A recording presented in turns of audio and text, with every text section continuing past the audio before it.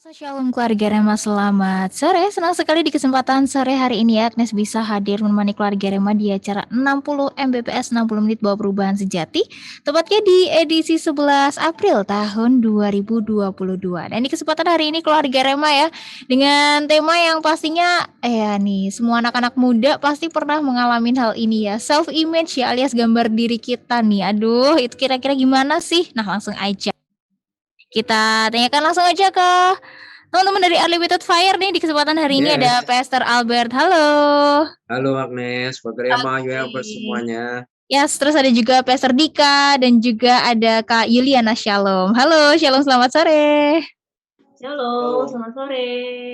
Oke deh. Oke, kalau gitu langsung aja boleh dimulai nih. Silahkan dari Pastor Albert, Kak Yuliana, Ya. atau Pastor Dika. Silahkan. Aku dulu ya. Oke. Jadi gini, kenapa kita membahas tentang self image ya? Karena bulan ini kita akan bicara soal identity, kita akan bicara soal identitas. Dan minggu lalu kita juga sudah sharing bersama dengan Pastor Iman, kita bicara soal flexing. Ya, kenapa sih orang tuh pamer? Satunya emang ya identitasnya ya. Dia mencari pengakuan supaya diakui orang lain. Nah, ini kan artinya dia bermasalah dengan identitasnya. Sedangkan kalau orang ngerti siapa dirinya, biasanya nggak akan pamer, ya kan, nggak akan minta pengakuan. Nah, ini sama nih. Hari ini kita akan bicara soal self image. Penting nggak sih kita tuh ngerti self image kita ya, gambar diri kita tuh seperti apa? Ya aku percaya itu penting. Kenapa? Karena anak muda itu kan prosesnya sedang mencari yang namanya jati diri, ya. Sedang mencari jati diri, sedang mencari identitasnya. Dan biasanya mereka gunakan cara-cara yang banyak yang justru malah mengambil keputusan yang keliru ya. Mereka mencoba untuk fit in dengan mereka di luar sana yang memiliki value yang berbeda. Nah, seringkali kan orang supaya diterima, maka dia kadang itu dia tidak segan atau tidak sungkan untuk mendowngrade ya. Mendowngrade dari value yang dia punya supaya saya diterima. Nah, ini kan bicara soal identitas sebetulnya. Saya percaya kalau kita ini dilahirkan di keluarga kerajaan, kita ini calon raja atau calon ratu ya, atau calon putri atau pangeran, kita bakal hati-hati dong, ya kan? Bagaimana kita bersikap, bagaimana kita bertutur kata, bagaimana kita nih meresponi sesuatu hal, kita pasti berhati-hati. Kenapa? Karena kita tahu identitas kita tuh siapa. Ya, kita anak raja, kita anak ratu, dan tutur kata kita tuh dilihat orang. Itu mencerminkan siapa yang ada di atas kita. Ya. Jadi kalau kita tahu identitas kita itu adalah di dalam Yesus, ya, kita sudah ditebus oleh darahnya dan kita menjadi anaknya Yesus. Kalau kita nggak mengerti ini identitas kita, bagaimana mungkin kita ini bisa diperbaharui dan menjadi serupa dengan Kristus? Jadi pertama kita harus ngerti kenapa self image begitu penting, kenapa kok gambar diri kita harus pulih. Bayanginlah bagaimana sih kita bisa hidup maksimal ketika kita tidak mengenal identitas kita itu siapa. Kita aja nggak kenal diri kita siapa, aku ini siapa gitu ya. Siapa aku? Nah, ya kamu aja nggak tahu siapa, nah terus pengen hidup maksimal. Hidup maksimal dari mana? Kamu aja nggak tahu siapa dirimu, ya kan? Kamu juga mungkin tidak mengerti kamu anaknya siapa, ya kan? Nah, tapi kita percaya bahwa kita semua anak Yesus Tuhan dan anak orang tua kita, pastinya lah ya. Nah, tapi kalau kamu ngerti identitasmu, kita nih ngerti, oh, saya percaya bahwa itu akan membawa kita kepada kebiasaan perilaku yang berbeda. Ya. Pasti deh, kalau kita nih ngerti, wah kita anak Tuhan, ini tunjukin dong perbedaannya di mana. Kalau kita nih sama dengan yang di luar sana, nggak ada bedanya sama sekali. Ya ini kan diragukan identitasnya. Ini sebenarnya anak Tuhan atau anak siapa ini gitu. Ini anak terang atau anak gelap. Nah, identitasnya kan nggak jelas gitu loh. Ya kan? Jadi kita memang harus ada perubahan. Jadi untuk anak-anak muda jangan jangan sungkan atau jangan mendowngrade value atau nilai yang kamu punya supaya kamu diterima orang. Amsal pasal 23 ayat 7 berkata begini, sebab seperti orang yang membuat perhitungan dalam dirinya sendiri, demikianlah ia. Jadi bagaimana sih seorang mengerti self-image-nya? Firman Tuhan katakan, sebab seperti orang yang membuat perhitungan atau membuat penilaian terhadap dirinya sendiri. Demikian ia. Saya jujur, mungkin 1-2 hari lalu saya sempat lihat salah satu di YouTube channel. Saya nggak mau nyebut di mana. Teman-teman tahu nggak? Bahkan ya orang ini melihat dirinya di cermin, melihat dirinya di kaca, dia berkata, aku benci orang ini. Dia bilang, aku benci orang ini. Dan ternyata orang ini dulunya waktu dia kecil, waktu dia sekolah, sering banget dibully. Sering banget dibully. Itu membuat identitasnya begitu kacau. Terus dia merasa ditertolak, sehingga dia merasa aku ugly, aku tuh bad, aku tuh jelek. Ya jadi ngapain gitu, dan potongannya rapi gitu ya. Kayak saya sama Dika kan hari ini rapi ya, ganteng gitu ya. Nah ini mah rambutnya acak-acakan gitu ya, kayak sebodoh amat gitu ya. Ya karena dia bermasalah dengan identitinya sebetulnya. Walaupun dia mengakui, ya bapak saya kan ini, ya memang. Ya, dia tahu bapaknya siapa. Tapi itu tidak mencerminkan dirinya sebetulnya. Dari cara perilakunya, bagaimana dia bersikap ke orang lain, bagaimana dia bertutur kata, bahkan itu di ruang publik ya. Itu di tempat umum loh. Tapi dia tidak mencerminkan itu. Padahal bapaknya bukan orang biasa. Bapaknya itu orang penting. Tapi dia tidak mencerminkan itu. Nah, sama nih. Bukankah kita punya Yesus? Dia raja segala raja.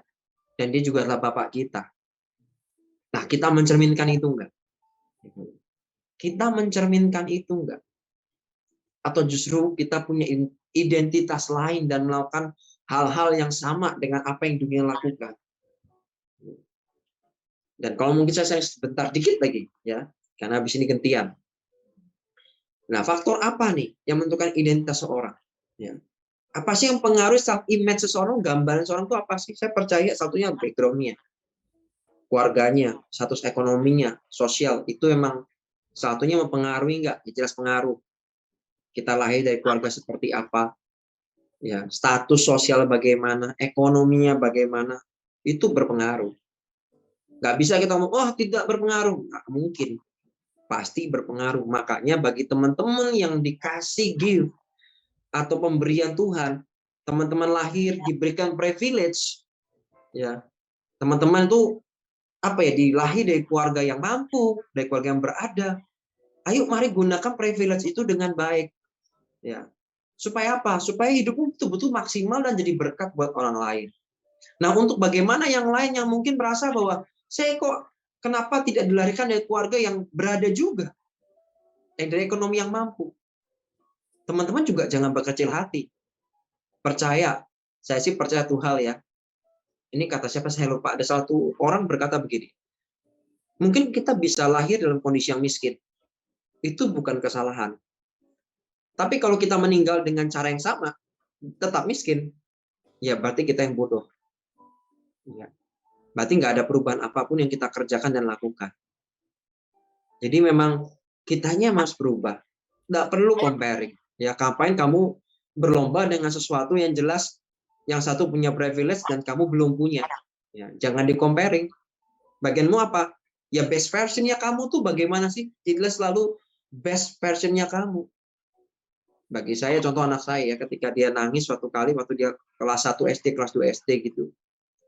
Dia cerita, Pi, matematika aku dapat berapa ya? Sekitar 80-an kalau nggak salah. Teman-temannya ada yang dapat 90, nyaris 100. Dia nangis depan saya. Apa yang saya lakukan? Apa saya marahin? Oh enggak, saya nggak melakukan itu. Saya tahu anak saya memang punya apa ya, kekurangan di sana. Ya. Bagian saya adalah kasih appreciate dengan dia. It's okay, nggak apa-apa. Ya, papi tahu kamu sudah belajar dengan baik. Kamu sudah melakukan yang terbaik. It's okay, nggak apa-apa, nggak apa-apa. Itu membuat anak ini apa ya, lebih beda, lebih kuat gitu. Daripada saya push, saya dorong, saya minta dia perfeksionis, dia akan jadi rusak. Gambar dirinya, self image-nya bisa rusak di story kelak. Dia akan jadi anak yang nggak mau kalah sama orang lain. Ya. Di sini saya pengen ngomong jadi best version. Jadilah versi terbaik. Terus masa lalu juga mempengaruhi nggak? Jelas mempengaruhi. Kalau kamu punya trauma, itu kenapa harus dipulihkan? Ya memang harus dipulihkan. Kalau enggak gambaranmu tuh nanti rusak. Ingat kita tuh kan diciptakan Tuhan segambar atau seimage, ya, serupa dengan Dia. Harusnya image-nya kita tuh ya sesuai dengan image Tuhan, gitu loh.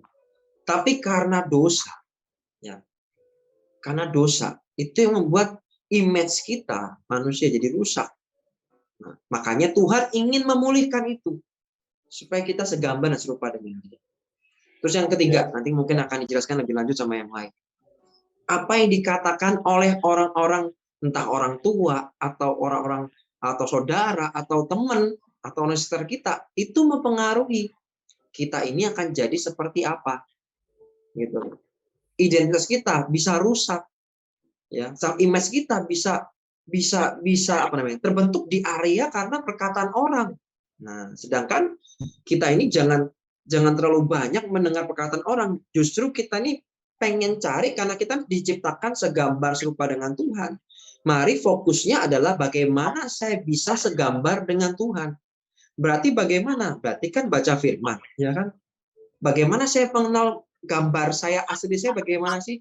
Gambar Kristus itu seperti apa sih? Ya kita belajar, mencari dan menemukan menurut kebenaran firman Tuhan seperti apa. Supaya pada akhirnya self image kita sehat, self image kita pulih, self image kita benar. Dengan demikian saya percaya hidup kita akan jadi maksimal. Itu aja, Nes. Oke, wow, mantap banget. Thank you, Pastor Albert. Ya, mungkin mau dilanjut oleh siapa nih?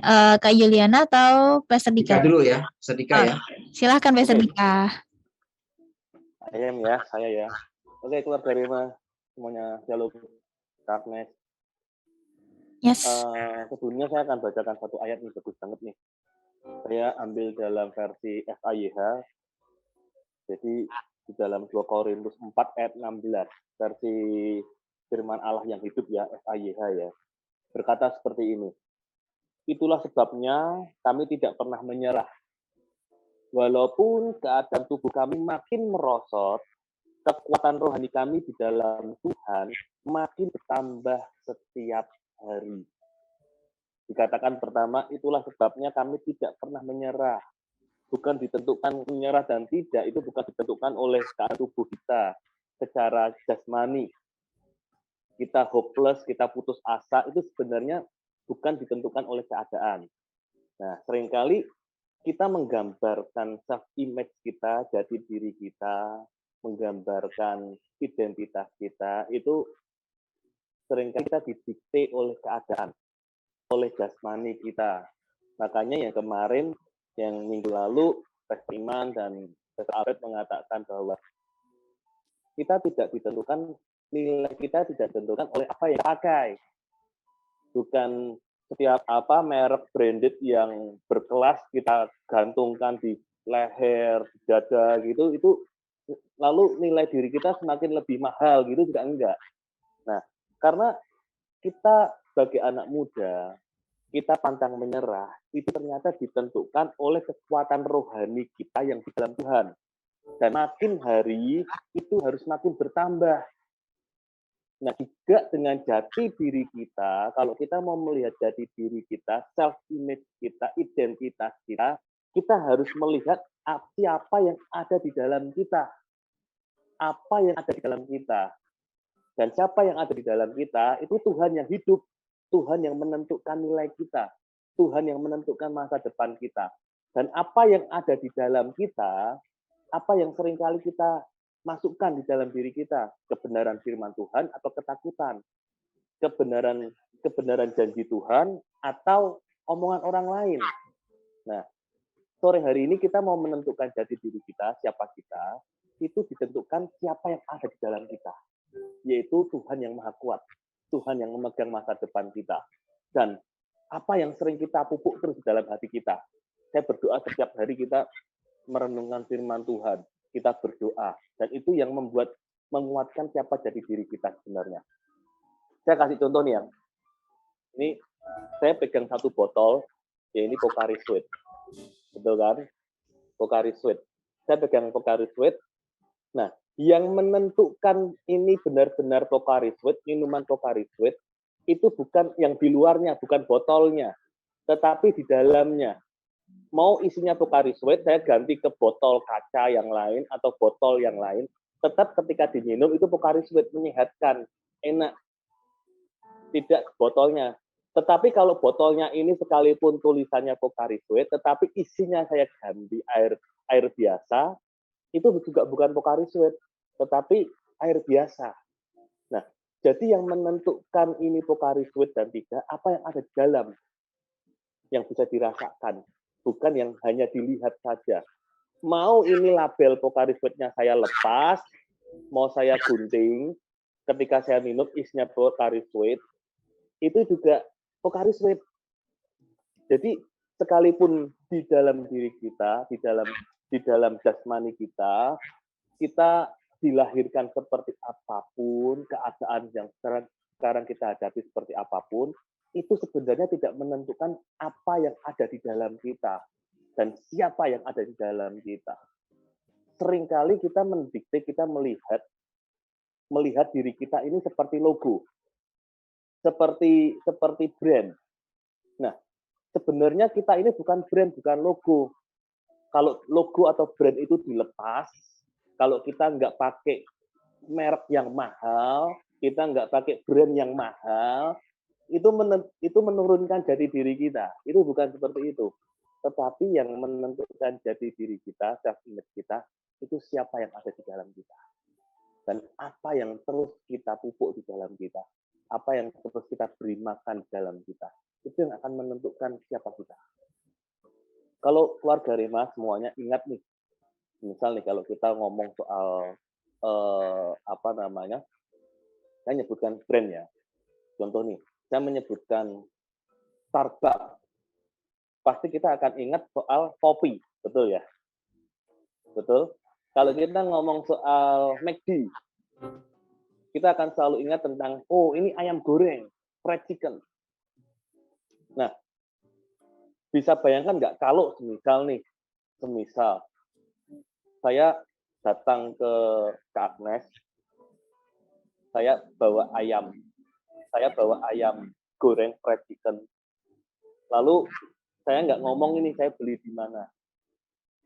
Saya nggak ngomong ini ayam fried chicken made in mana, buatannya siapa. Lalu Kak Agnes coba, Kak Agnes makan. Oh, ini aku tahu nih. Ini rasanya ini rasa ayam McD. Betul kan? Oke. Ya. Bener kan? Misal nih saya bawa kopi. Saya nggak ngomong kalau saya ini beli kopi di mana. Tapi saya kasihkan ke Kak Agnes. Kak Agnes minum. Oh, aku tahu ini kopi di mana. Ini pasti nggak salah. Ini Starbucks. Oke. Padahal itu nggak ada labelnya. Bener kan? Ya. Nah, sama juga dengan diri kita. Kita nggak perlu repot-repot pakai salib, kalung salib, baju salib, atau apapun juga. Tetapi ketika kita bersentuhan dengan seseorang, kita ngobrol dengan seseorang, hidup kita berdampak dengan seseorang, ketika orang itu merasakan hati kita, merasakan kebaikan kita, dia akan merasa, oh ini pasti anak Tuhan. Oh ini pasti orang yang benar-benar taat sama Tuhan. Nah, itu jati diri kita bisa dirasakan seperti itu. Jadi bukan apa yang nempel di tubuh kita, apa yang terpasang di tubuh kita, tapi jati diri itu apa yang ada di dalam kita, siapa yang ada di dalam kita. Tidak hanya yang dilihat oleh mata, tetapi dari hati juga bisa merasakan jati diri kita sebenarnya. Tadi Ko Albert memberikan banyak hal, ada 3 hal yang menentukan jati diri kita. Tapi keluarga Rema, anak-anak muda semuanya, UFers, saya berdoa sore hari ini, kita tidak putus asa, kita tidak hopeless, kita mencari jati diri, sehingga kita ini pakai brand, kita harus pakai HP yang mahal, pakai barang-barang yang mahal, terus kita berontak dengan orang tua, Pak kalau nggak dibeliin motor ini aku nggak mau ke sekolah, gitu kan. Nah, merek mobil kita ke sekolah itu tidak menentukan nilai raport kita, tapi siapa yang ada di dalam kita dan apa yang terus kita kerjakan setiap hari. Itu yang menentukan jati diri kita, itu yang menentukan self-image kita.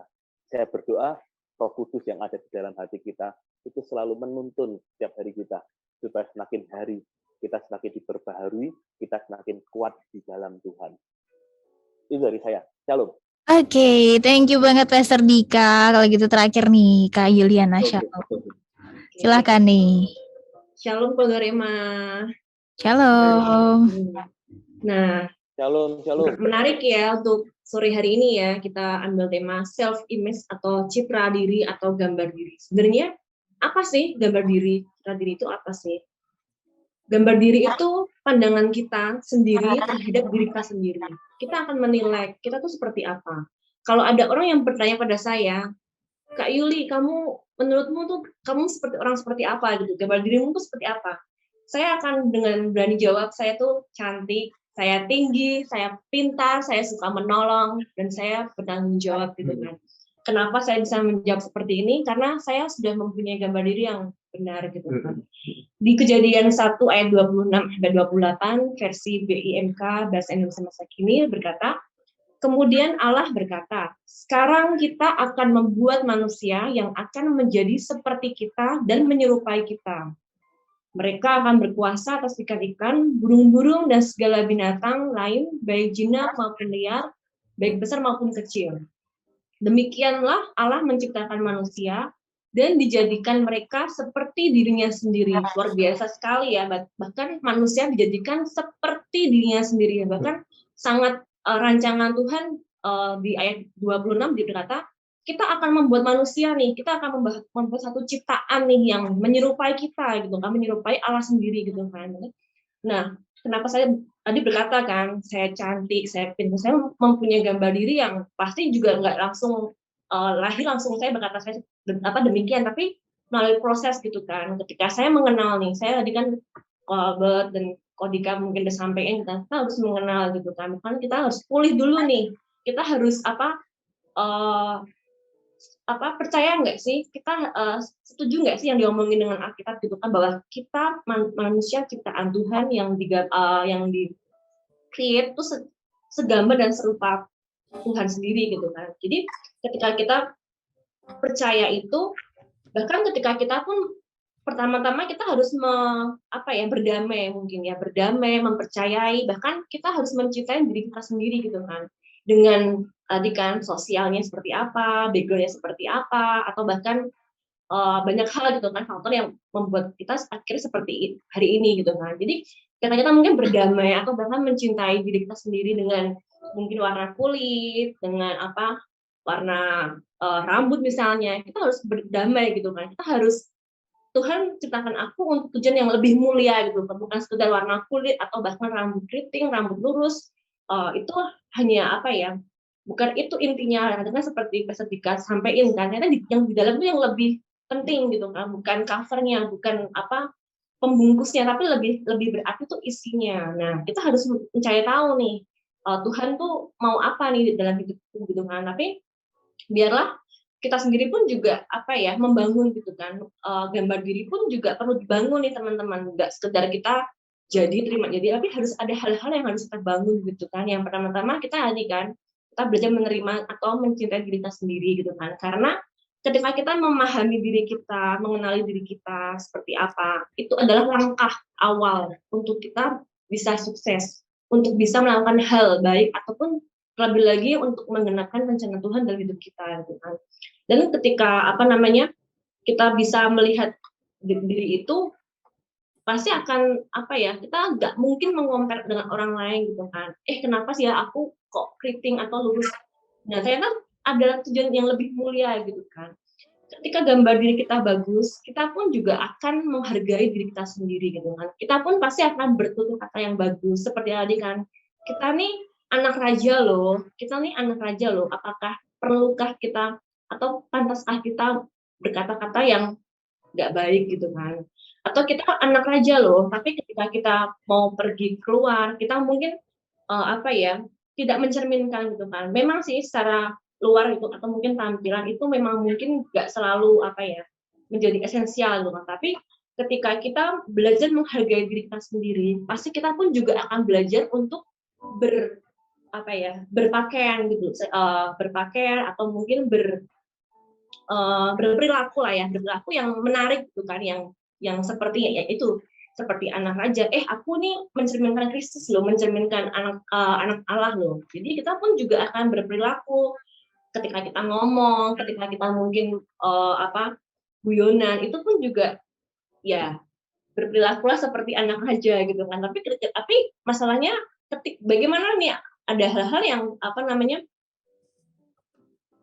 itu bisa mencerminkan kita diri kita sendiri kan. Tapi ketika kita mungkin berperilaku yang ada teman yang mungkin nyalahin kita, terus kita membalasnya gitu kan. Kalau ada yang nyakitin aku pasti akan membalasnya 2 kali lipatnya. Atau ketika ada orang yang berhutang padaku misalnya atau menipu aku pasti akan, ya itu sebenarnya kita tuh anak siapa gitu. Sebenarnya kita tuh segambar siapa sih tadi kan, segambar Tuhan atau segambar yang lain gitu kan. Nah itu kita perlu cek diri kita sendiri kan. Tapi biarlah ketika kita menemukan diri kita sendiri itu didapat itu kita tuh mengerti panggilan Tuhan gitu kan. Bagaimana caranya kenali gitu kan, kenali dengan apa yang sudah Tuhan taruh di hidup kita gitu kan. Secara apapun itu kita harus berdamai dengan keluarga kita, dengan orang tua kita, dengan segala macam background kita harus berdamai dengan itu.